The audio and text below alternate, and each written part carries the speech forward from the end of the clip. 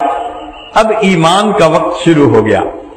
چنانچہ جب نبی علیہ الصلوۃ والسلام کی ولادت با سعادت ہوئی تو آپ صلی اللہ علیہ وسلم نے جب لیٹے ہوئے تھے تو بستر کے اوپر سجدہ بھی کیا، اور آپ صلی اللہ علیہ وسلم کو آپ کے دادا نے جب دیکھا تو بڑے خوش ہوئے کہ اتنا خوبصورت ہے میرا پوتا۔ پھر وہ آپ کو لے کر بیت اللہ گئے۔ اس زمانے کا دستور یہی تھا کہ جب بھی بچہ پیدا ہوتا تھا تو عورتیں حصول برکت کے لیے سب سے پہلے اسے بیت اللہ بھیجتی تھی کہ وہاں اس کے لیے دعا کی جائے۔ تو عبد المطلب اپنے بچے کو لے کر گئے، مگر انہیں کیا پتا تھا کہ میں حصول برکت کے لیے جس بچے کو لے کر جا رہا ہوں یہ بچہ تو جہانوں کے لیے رحمت للعالمین بن کے آ رہا ہے۔ اب ان کے ذہن میں ایک بات آئی کہ جس بندے نے بچہ دیکھا اس نے کہا عبد المطلب اتنا خوبصورت بچہ تو کبھی دیکھا نہیں، اتنا پیارا بچہ تو کبھی دیکھا نہیں، یہ تو بڑا کیوٹ نظر آتا ہے، یہ تو بہت بیوٹیفل ہے۔ تو جب سب نے تعریفیں کی اللہ نے عبد المطلب کے دل میں نام ڈالا کہ میں اس کا نام رکھوں وہ جس کی بہت زیادہ تعریفیں کی گئیں، چنانچہ انہوں نے محمد نام تجویز کیا۔ محمد کا مطلب ہوتا ہے کہ وہ ذات جس کی دنیا میں اتنی تعریفیں کی جائیں کہ کائنات میں مخلوق میں سے کسی اور کی اتنی تعریفیں نہ کی گئی ہیں۔ بہت پیارا نام۔ پھر ایک نام احمد بھی رکھا گیا کہ وہ ذات جو اللہ تعالیٰ کی اتنی تعریفیں کرے کہ اتنی تعریفیں کسی اور نے کی ہی نہ ہو۔ تو آپ صلی اللہ علیہ وسلم محمد بھی تھے اور آپ صلی اللہ علیہ وسلم احمد بھی تھے۔ جب دنیا میں پیدا ہوئے تو آپ یتیم تھے۔ اللہ نے دنیا میں دکھا دیا کہ لوگوں یتیم کا تو باپ نہیں ہوتا، لوگ سمجھتے ہیں بے سہارا ہوتا ہے، لیکن یاد رکھو جس کا اب نہیں ہوتا اس کا رب ہوتا ہے، اور جس کا رب ہوتا ہے پھر اسی کا سب ہوا کرتا ہے۔ امی و دقیقہ دان عالم بے سایہ و صاحبان عالم۔ اللہ رب العزت نے اپنے حبیب صلی اللہ علیہ وسلم کو کیا نعمتیں عطا فرمائیں، چنانچہ آسمان کے ستارے جھکنے میں بھی حکمت تھی۔ یہ میسج دیا گیا کہ دیکھو آسمان کی مخلوق بھی اگر اس کے سامنے جھک رہی ہے تو اے زمین پر بسنے والوں تمہیں بھی اس کے سامنے زانوئے ادب طے کرنا پڑے گا، جھکنا پڑے گا۔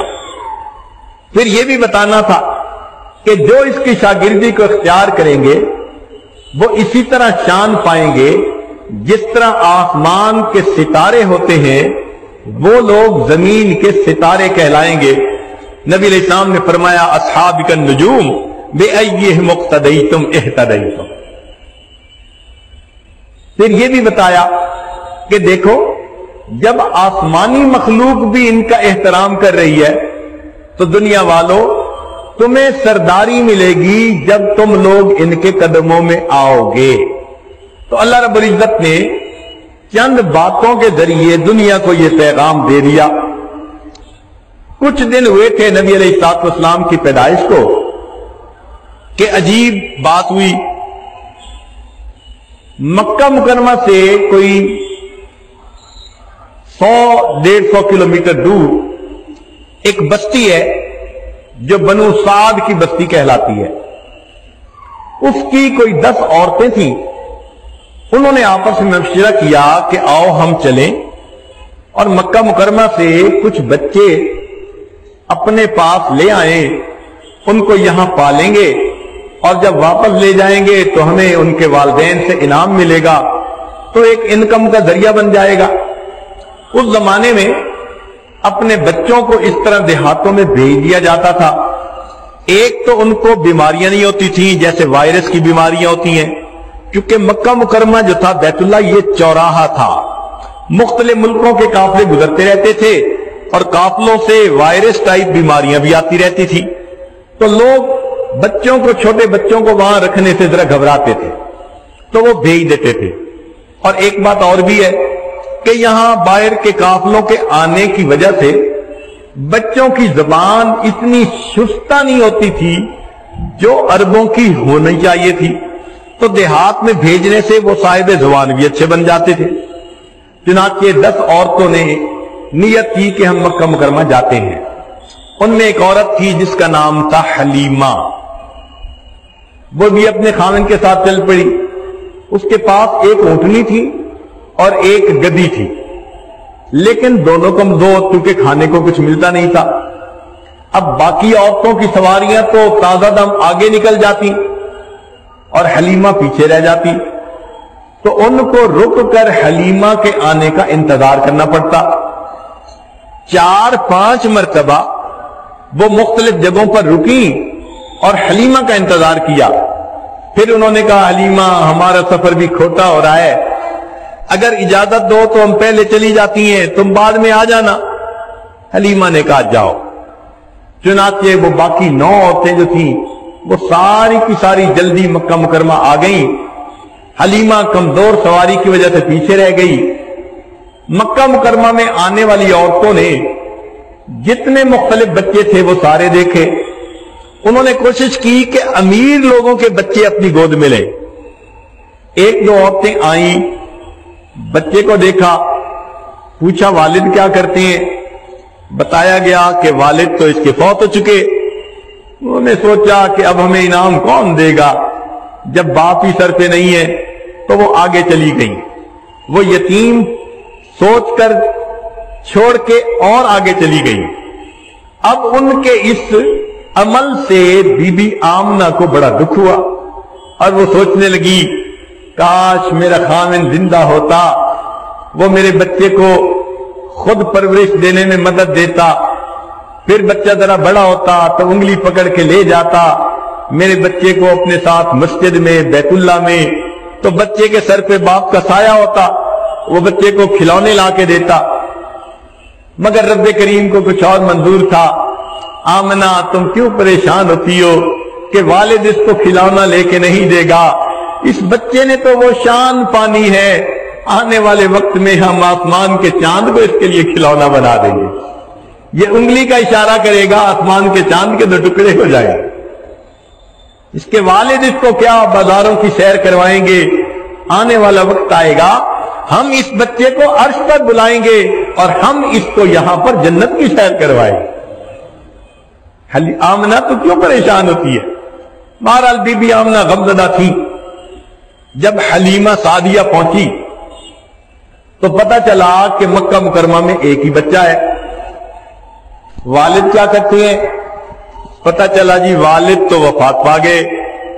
تو حلیمہ سعدیہ کے دل پہ بھی یہ بات عجیب سی تو لگی۔ وہ فرماتی ہیں کہ میں نے سوچا میں ذرا بچے کا چہرہ تو دیکھوں۔ بچہ لیٹا ہوا تھا اور اس کے اوپر کپڑا دیا ہوا تھا۔ حلیمہ فرماتی ہیں کہ میں نے جیسے ہی کپڑا تھوڑا سا ہٹایا، بچے نے مسکرا کر آنکھیں کھولی اور میری طرف دیکھا۔ اس کی مسکراہٹ میں کوئی ایسی جاذبیت تھی کہ میں نے اس کو بوسہ دیا اور اٹھا کر سینے سے لگا لیا۔ میں نے دل میں سوچا اس کے والد سے انعام ملے گا یا نہیں؟ حلیمہ تم اس بچے کو پالو گی، اس کی مسکراہٹ تو تمہیں ملا کرے گی نا۔ اب حلیمہ لینے کے لیے تیار، تو حلیمہ نے تعریف کی، کہنے لگی آمنہ تمہارا بچہ تو بڑا خوبصورت ہے، میں نے تو کبھی گاؤں میں کوئی ایسا خوبصورت بچہ نہیں دیکھا۔ اس پر بی بی آمنہ نے فرمایا حلیمہ تو گاؤں کی رہنے والی ہے، تو نے گاؤں میں کبھی کوئی ایسا خوبصورت بچہ نہیں دیکھا، میں تو شہر کی رہنے والی ہوں، میں نے شہروں میں ایسا خوبصورت بچہ نہیں دیکھا۔ عبد المطلب قریب تھے، انہوں نے کہا کہ آمنہ تو شہر میں زندگی گزارتی ہے اور میں تو ملکوں کا سفر کر چکا ہوں، میں نے ملکوں میں کبھی ایسا خوبصورت بچہ نہیں دیکھا۔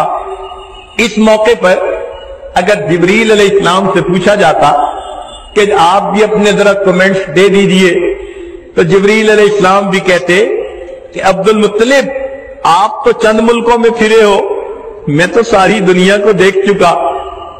آفاق کہا گردیدہ ہم، مہرے بتا وردیدہ ہم، بسیار خوباں دیدام اما تو چیزیں دیکھ لی، میں نے ایسا خوبصورت بچہ پوری دنیا میں کہیں نہیں دیکھا۔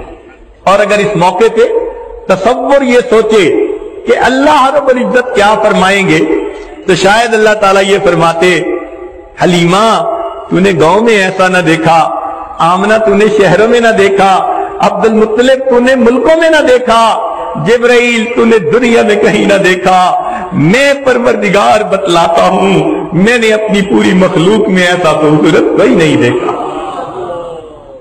واللیل سیاہی زلفوں کی چہرہ والضحا اس کا، واللیل سیاہی زلفوں کی چہرہ والضحا اس کا، سارے جہاں کا پیارا ہے، آپ محب ہے خدا اس کا، رب نے بنایا جب اس کو خود آپ کہا سبحان اللہ۔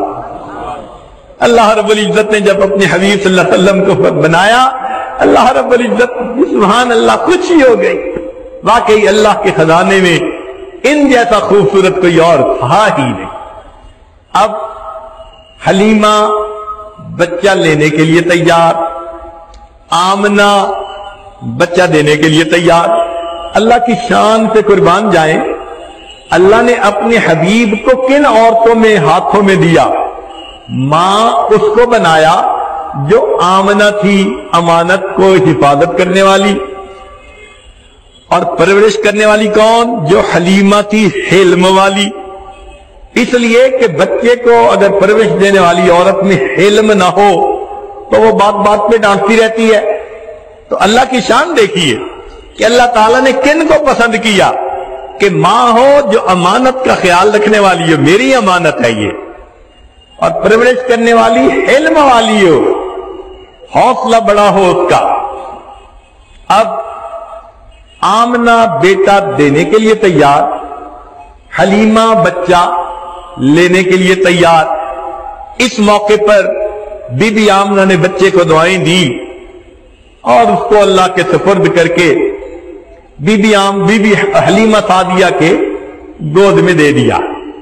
یاد رکھنا کہ جب بھی ماں دعائیں دے کر کسی بچے کو رخصت کرتی ہے، اللہ تعالیٰ کی سنت ہے ہمیشہ اس بچے کو 4 چاند لگا دیا کرتے ہیں۔ یہ دستور ہے اللہ رب العزت کے ہاں۔ ذرا سوچئے، موسیٰ علیہ السلام کی والدہ نے اپنے بچے کو دعاؤں کے ذریعے دریا کے اندر ڈال کر رخصت کیا۔ جب چلے تھے تو موسیٰ تھے، لوٹ کر آئے تو کلیم اللہ بن گئے۔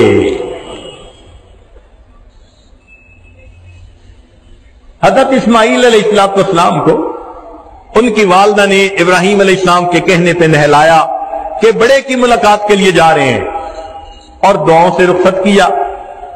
جب چلے تو اسماعیل تھے، اور جب لوٹ کر آئے تو اسماعیل ذبیح اللہ بن چکے تھے۔ اور ادھر شیبہ کو دیکھیے، ماں نے ان کو مدینہ سے رخصت کیا اپنے چچا